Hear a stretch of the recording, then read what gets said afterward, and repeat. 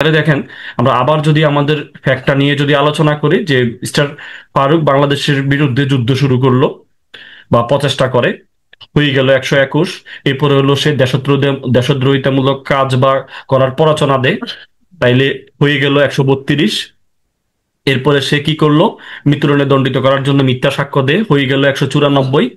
এরপরে হলো কি করলো, সে কোনো একটা ভালো লোককে খুন করলো, হয়ে গেল 302। এরপরে সে কি করলো, তাকে আদালত যাবজ্জীবন কারাদণ্ড দিল। এরপরে সে আরেকটা লোককে খুন করলো। হ্যাঁ, খুন করার পরে সে হয়ে গেল 303। এরপরে হলো সে কোনো নাবালক বা উন্মাদ ব্যক্তিকে আত্মহত্যার সহায়তা করলো। আত্মহত্যার সহায়তা করলে হয়ে গেল 305।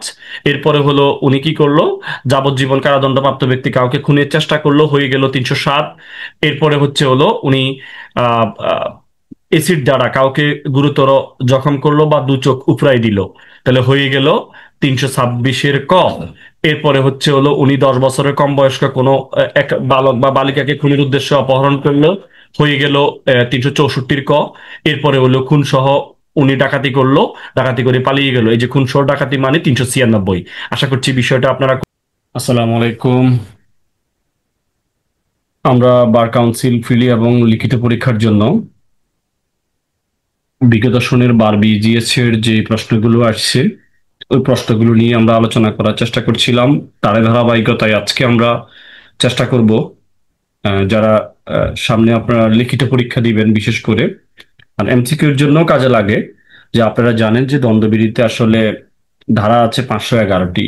এর মধ্যে কিছু ধারা আছে, অর্থাৎ কিছু বলতে প্রায় 10টি ধারা আছে যেখানে সর্বোচ্চ শাস্তি আপনার মৃত্যুদণ্ড দেওয়া যায়। এই ধারাগুলো সম্পর্কে আপনার নলেজ থাকা একান্তই জরুরি, কারণ এখান থেকে এমসিকিউ প্রশ্ন আসতে পারে, লিখিত আসতে পারে, যে এই দণ্ডবিধিতে সর্বোচ্চ শাস্তি মৃত্যুদণ্ড সম্পর্কিত ধারাসমূহ সংশ্লিষ্ট বিধানের আলোকে আলোচনা করুন। এখন আপনারা এটা কিভাবে মনে রাখবেন এবং কোন কোন ধারাগুলো আহ, সর্বোচ্চ শাস্তি মৃত্যুদণ্ড, আজকে আমরা এই ভিডিওতে আমরা পুরো বিষয়টা নিয়ে আলোচনা করব। ভিডিওটি না টেনে পুরো ভিডিওটা আপনাকে দেখতে হবে। আর এর পূর্বে আমরা আলোচনা করার চেষ্টা করছিলাম আহ, সাক্ষ্য আইনের কিছু ধারা নিয়ে। সাক্ষ্য আইনের 32 ধারা আমরা একটা ভিডিওতে আমরা আলোচনা করেছি কিভাবে মনে রাখবেন।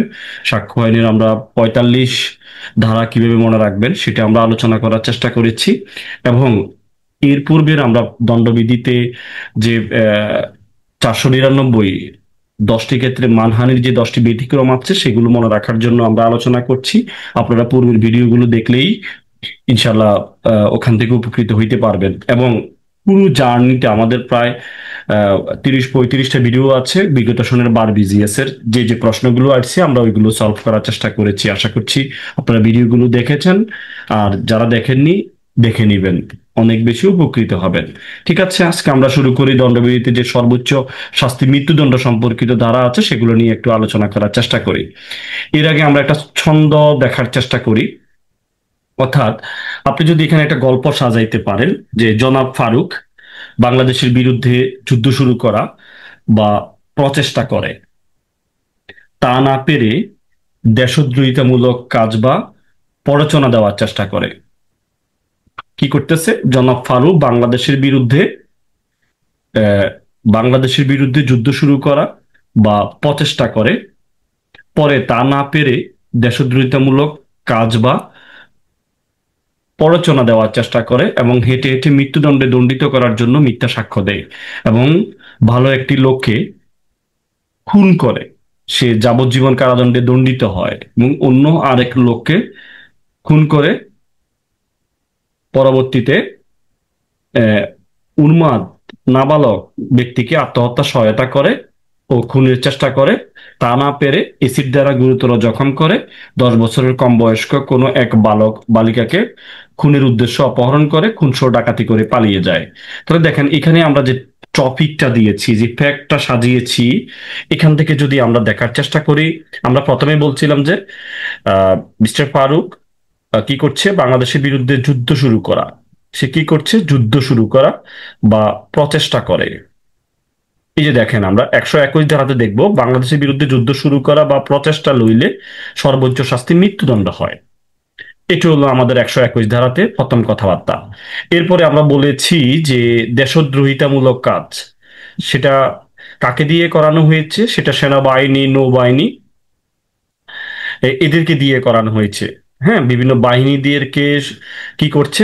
দেশদ্রোহিতামূলক কাজ করার জন্য প্ররোচনা দিলে এবং সেই কাজটা যদি সংগঠিত হয়, দেশদ্রোহিতামূলক কি করলে, মূলক কাজ বা প্ররোচনা দিলে, সেটা 132 ধারাতে বলা আছে। এই ক্ষেত্রে সর্বোচ্চ শাস্তি কতদিন পর্যন্ত দেওয়া যাবে? আপনার হচ্ছে হলো মৃত্যুদণ্ড দেওয়া যাবে।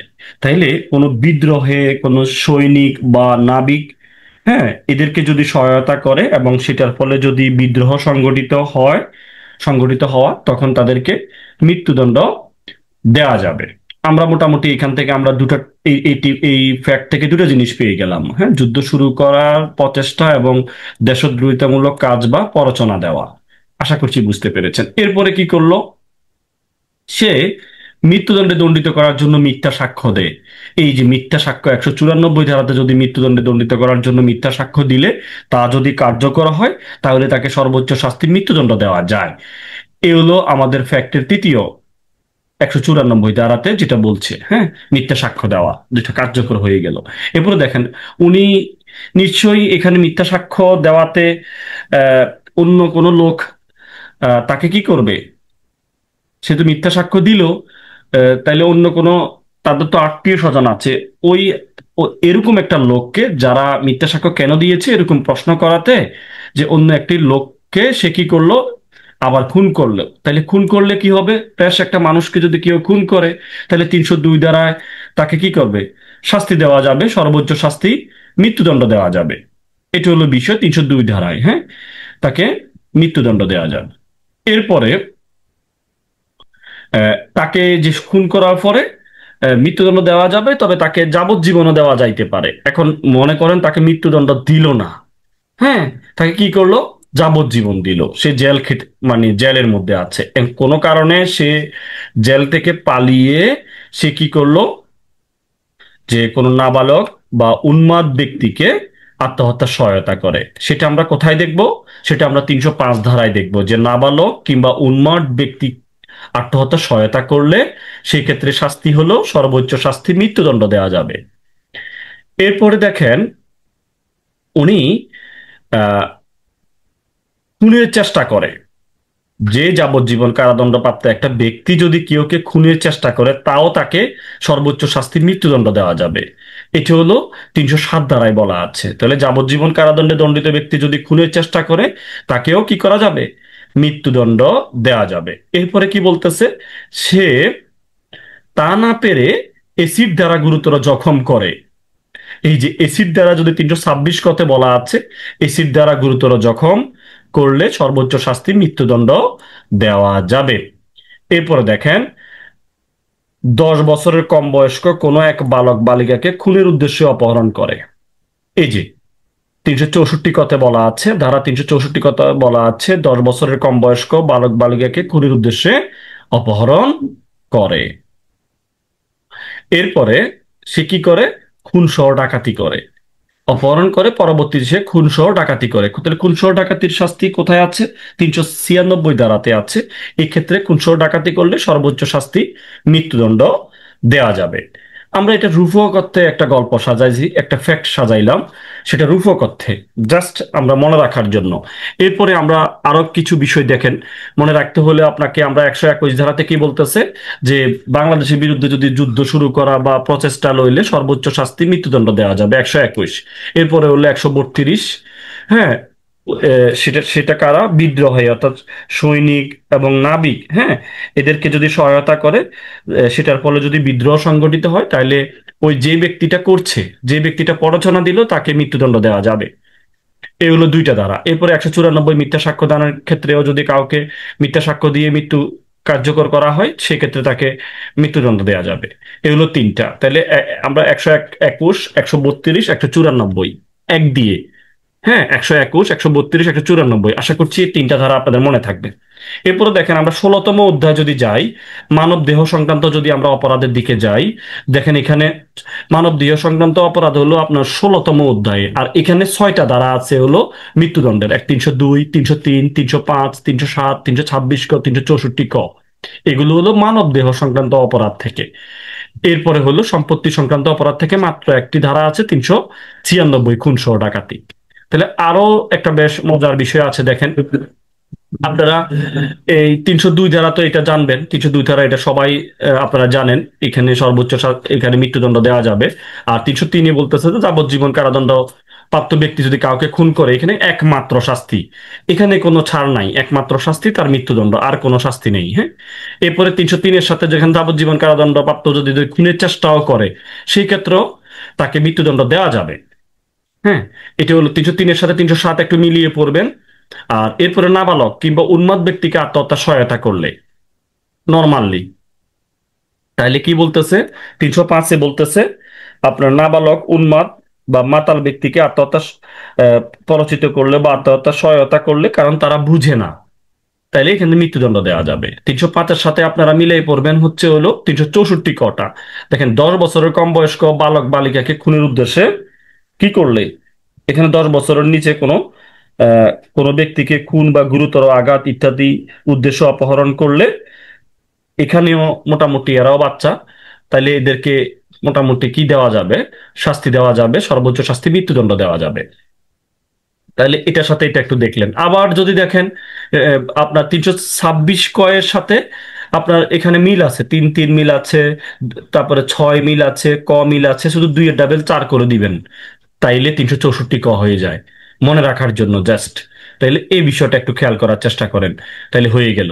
তাইলে আমরা দেখি 302 ইজিলি পারা যাবে, 303 একমাত্র শাস্তি, 307 এটা হলো যাবজ্জীবন কারাদণ্ড প্রাপ্ত ব্যক্তি খুন করলে 303, আর হলো চেষ্টা করলে 307, আর নাবালক কিংবা উন্মাদ ব্যক্তিকে আত্মহত্যা সহায়তা করলে 305, আর 10 বছরের কম বয়স্ক কোনো বালক বা বালিকাকে খুনের উদ্দেশ্য যদি অপহরণ করে, তাহলেও সেটা মৃত্যুদণ্ড দেওয়া যাবে। আর পাশাপাশি হলো 326-এর কথা বলতেছে এসিড দ্বারা গুরুতর জখম করলে, 2 চোখ উপড়ায় ফেললে, হ্যাঁ, সেটা আপনার কি হইতে পারে, কোনো মুখমণ্ডল বা তার চোখ, মুখ এবং মাথা, এই বিষয়গুলো যখন এসিড দ্বারা যখন করবে, তখন তাকে মৃত্যুদণ্ড দেওয়া যাইতে পারে।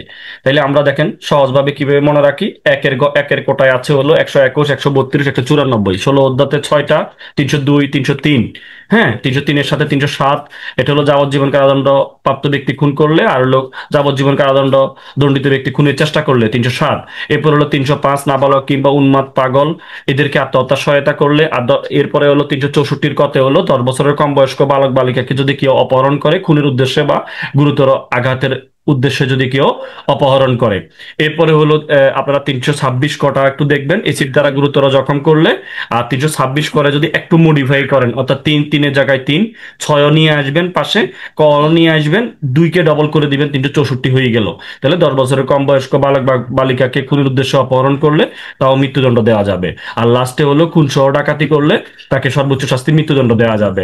আশা করছি আপনারা বিষয়গুলো মনে রাখতে পারবেন। তাহলে 121, 132, 194, 302, 303, তারপরে হলো 307, 305, তারপরে হলো 326 ক, 364 ক, 396। আশা করছি এগুলো পারবেন। এখান থেকে একটা প্রশ্ন রিটেনে আবার আসার সম্ভাবনা আছে, হয়তো বলতে পারে যে যে আপনার মৃত্যুদণ্ডের বিধান আছে এমন ধারাসমূহ আলোচনা করুন, এটা একটা বিষয়। আর এই ধারাগুলো থেকে একটা এমসিকিউ চলে আসে। হ্যাঁ, যারা বার কাউন্সিল ফ্রিলি দিবেন সামনে ডিসেম্বরে বা এই যারা দিবেন, এনাদের জন্য হচ্ছে হলো এই ধারাগুলো আলাদাভাবে পড়া দরকার আছে। হ্যাঁ, এটা দেখলে কি হবে, আপনি এখান থেকে একটা এমসিকিউ আসার সম্ভাবনা আছে। আর যারা রিটেন দিবেন ওনাদের জন্য এটা রিটেন প্রশ্ন হওয়ার সম্ভাবনা আছে। আর বাস্তবিক অর্থে পেনাল কোডের এই 10টা ধারা জানাটা জরুরি, কারণ এই 10টা ধারায় সর্বোচ্চ শাস্তি মৃত্যুদণ্ড আছে। তাইলে আপনাদের মোটামুটি অনেক এই বিষয়গুলো একটু কনসেপ্টটা ক্লিয়ার হইল। আশা করছি আপনারা বুঝতে পেরেছেন। আমাদের এমস্টেট ল একাডেমিতে ভর্তি চলমান আছে, আপনারা চাইলে আমাদের রাত 10টা থেকে 11টায় ভর্তি হইতে পারেন। সেটা আমাদের হলো 3 দিন 4 দিন হলো আমাদের এমসিকিউর জন্য, আর 3 দিন হচ্ছে হলো আমাদের যারা লিখিত দিচ্ছেন তাদের জন্য। দুটা বেঁচে আছে আমাদের, সপ্তাহে 7 দিনই আমাদের ক্লাস চলমান আছে। চাইলে আপনি 7 দিনও ক্লাস করতে পারবেন, একসাথে দুইটাই প্রিপারেশন নিতে পারবেন। আশা করছি অনেক বেশি উপকৃত হবেন। আমরা এডিজুয়াল পড়ার চেষ্টা করাই না, আমরা কিছু ছন্দ বা টেকনিক রূপকত্ত্বে বিষয়গুলো পড়ানোর চেষ্টা করি। আশা করি বিষয়টা বুঝতে পেরেছেন। তাহলে দেখেন, আমরা আবার যদি আমাদের ফ্যাক্টটা নিয়ে যদি আলোচনা করি, যে মিস্টার ফারুক বাংলাদেশের বিরুদ্ধে যুদ্ধ শুরু করলো বা প্রচেষ্টা করে, হয়ে গেল 121। এরপরে হলো সে দেশদ্রোহিতামূলক কাজ বা করার প্ররোচনা দেয়, তাইলে হয়ে গেল 132। এরপরে সে কি করলো, মৃত্যুদণ্ডে দণ্ডিত করার জন্য মিথ্যা সাক্ষ্য দেয়, হয়ে গেল 194। এরপরে হলো কি করলো, সে কোনো একটা ভালো লোককে খুন করলো, হয়ে গেল 302। এরপরে সে কি করলো, তাকে আদালত যাবজ্জীবন কারাদণ্ড দিল। এরপরে সে আরেকটা লোককে খুন করলো।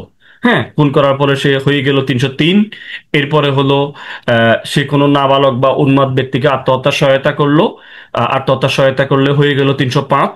এরপরে হলো উনি কি করলো, যাবজ্জীবন কারাদণ্ডপ্রাপ্ত ব্যক্তি কাউকে খুনের চেষ্টা করলো, হয়ে গেল 307। এরপরে হচ্ছে হলো উনি এসিড দ্বারা কাউকে গুরুতর জখম করলো বা দু চোখ উপড়াই দিল, তাহলে হয়ে গেল 326-এর এরপরে হচ্ছে হলো উনি 10 বছরের কম বয়স্ক কোনো এক বালক বা বালিকাকে খুনের উদ্দেশ্যে অপহরণ করলো, হয়ে গেল 364-র এরপরে হলো খুন সহ উনি ডাকাতি করলো, ডাকাতি করে পালিয়ে গেল। এই যে খুন সহ ডাকাতি মানে 396। আশা করছি বিষয়টা আপনারা খুব ভালোভাবে বুঝতে পেরেছেন। আসসালামু আলাইকুম ওয়া রাহমাতুল্লাহ।